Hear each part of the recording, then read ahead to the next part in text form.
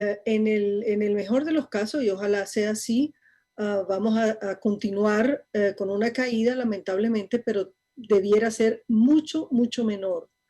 Es muy difícil hacer esas estimaciones. Nuestras proyecciones apuntan a una caída en conjunto de la economía que está entre 5 y 7%, que es mucho menor que la que nosotros estimamos de 32%, que es algo menor de la que acabas de citar en el micro que antecedió.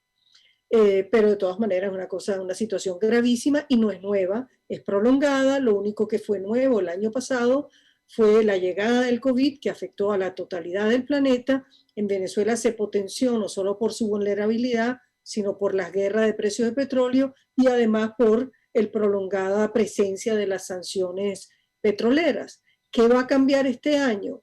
Las sanciones no creo que cambien en el corto plazo. El COVID nos va a seguir acompañando un buen rato porque la llegada de vacunas, su aprobación y su distribución están lejos de ser normalizadas o de gran alcance en el país, de manera de que vamos a tener altibajos por cierre y apertura, y hay sectores que van a seguir siendo golpeados, quizás algunos más, digamos, fallezcan, empresas pequeñas que no hayan aguantado en el 2020, a lo mejor en el 2021 puede suceder, pero lo cierto es que hay un terreno un poco más, se percibe todavía una disposición de parte de las autoridades a continuar dejando que las empresas puedan operar y ser creativas y productivas buscando la demanda, que es ese el principal problema.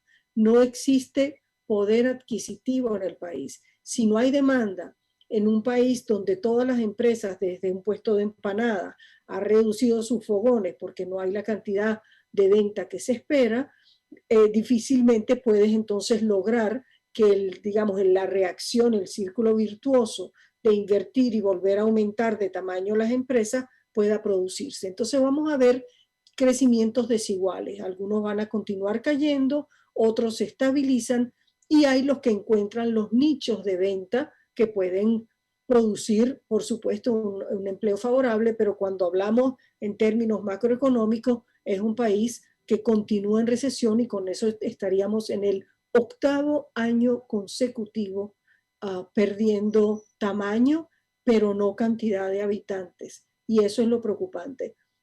Hay que lograr la mejora del poder adquisitivo y lamentablemente las condiciones externas no parecen favorables porque no hay quien preste a Venezuela desde antes de las sanciones por su desempeño, por su poca claridad, y creo que la ley antibloqueo va a tener un efecto, digamos, como selectivo, limitado, y no, en todo caso, no será muy rápido y extendido. El cambio tiene que ser con un cambio de paradigma, un cambio completo en los planes de trabajo, el anuncio claro de sectores prioritarios, medidas de exoneración fiscal para sectores prioritarios, por ejemplo, agrícola, facilitación del crédito, reducciones del encaje bien canalizado, confianza de largo plazo, que es lo que va a hacer que ingresen los capitales y que es lo que va a hacer que cada bolívar que entre al sistema bancario no se traduzca inmediatamente en un empuje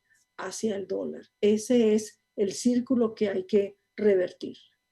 Mencionaba la importancia del comportamiento de la demanda, y esto está determinado por el poder adquisitivo y sin duda alguna por el comportamiento de los precios, por la inflación. Venezuela continúa en hiperinflación. De acuerdo con datos del Observatorio Venezolano de Finanzas, la inflación cerró en 2020 en más de 3.700%. Este año, ¿cuáles son las proyecciones que ustedes tienen en la firma, Tamara? Bueno, para empezar, nuestra estimación de la inflación del 2020 es más baja, es 2.500, cerca de 2.500%, y lo importante es que no vemos posibilidades claras de cambiar la política económica, es decir, que hay una especie de más de lo mismo que esperar.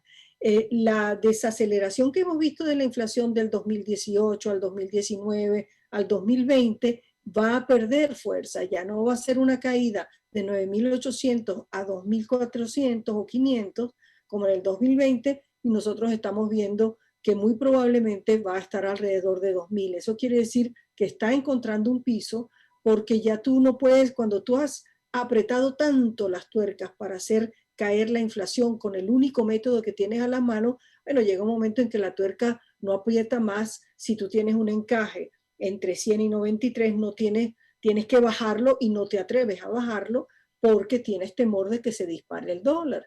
Entonces no puedes lograr es decir, activar ese círculo virtuoso mediante el cual facilitas el crédito, convences que todas las condiciones favorables de producción son las que son. Ya no pueden seguir aplicando la misma política monetaria restrictiva porque el Estado no puede reducirse más de tamaño del que ya está, necesita dar soporte a través de estas transferencias directas que hace, por muy exiguas que parezcan, tiene que dar más, y aún así, por mucho que duplique eso, no va a ser suficiente.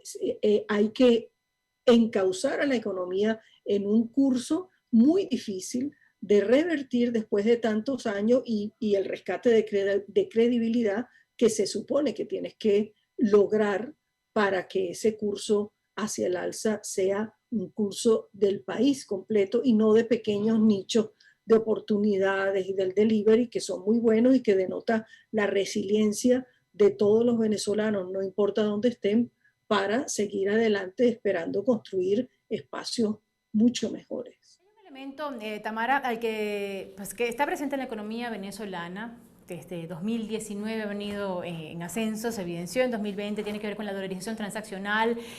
Algunos analistas atribuyen a la dolarización transaccional el hecho de que la economía en algunos sectores haya tenido cierta movilidad en los últimos meses. Quisiéramos saber qué podríamos esperar en cuanto a esto. ¿Esta dolarización transaccional podría quedarse aquí, podría ir más allá, es decir, crecer en cuanto a número de operaciones e ir incluso a una dolarización financiera? La dolarización va a seguir la transaccional, como correctamente estás mencionando, esa va a seguir aumentando. La única forma en que no aumente es que aumente la demanda de dinero, es decir, mi disposición a que cada bolívar que me llegue, yo no sienta la necesidad de resguardarlo en una moneda que más o menos proteja ese ingreso que me llega. Mientras eso no ocurra, el circuito va a ser más o menos igual y la tendencia a la dolarización va a proseguir. Lo que estamos viendo es que hay una disposición a aceptar que haya pagos en dólares en la economía, pero el sistema en sí, el sistema bancario, lo que es la dolarización bancaria, a mi juicio, tiene un importante freno en la aspiración de las autoridades económicas, concretamente del Banco Central, en que no darle un curso completo en el uso masivo de medios de pago de tarjeta, que tú tengas una cuenta bancaria abierta aquí en un banco venezolano, uses la tarjeta como medio de pago, tiene que ser para ser convertida en bolívares. Es decir, el comercio va a recibir bolívares y si a su vez desea dólares, él tendrá que ir a una mesa de cambio de su banco para hacerlo. Eso es lo que se va a permitir y hasta allí va a avanzar. Lo que no están para nada dispuestos a que ocurra es que haya el uso de esa tarjeta y que vaya automáticamente, aunque esté tecnológica y técnicamente preparado, no puede tener una cámara de compensación cabal en dólares. Por lo tanto, esto que se habla de pequeños grupos de bancos que estarían dispuestos a hacerlo, creo que es algo cuesta arriba que ocurra, y no solo porque la autoridad no lo va a permitir, sino que se requiere una altísima confianza entre los bancos para ver quién es el que va a hacer propiamente las funciones de compensador, que es la que hace el Banco Central. Y no puede el gobierno permitir el avance masivo a tal punto que corre el riesgo de que la poca cantidad de trabajadores que le quedan, digamos poca en el sentido de que eran 4 millones y tanto y ahora son 2.600.000 aproximadamente, comience a pagarles en dólares. Eso es un compromiso extremadamente difícil porque además los pasivos laborales estarían creados en dólares. Por lo tanto, eso es una carga fuerte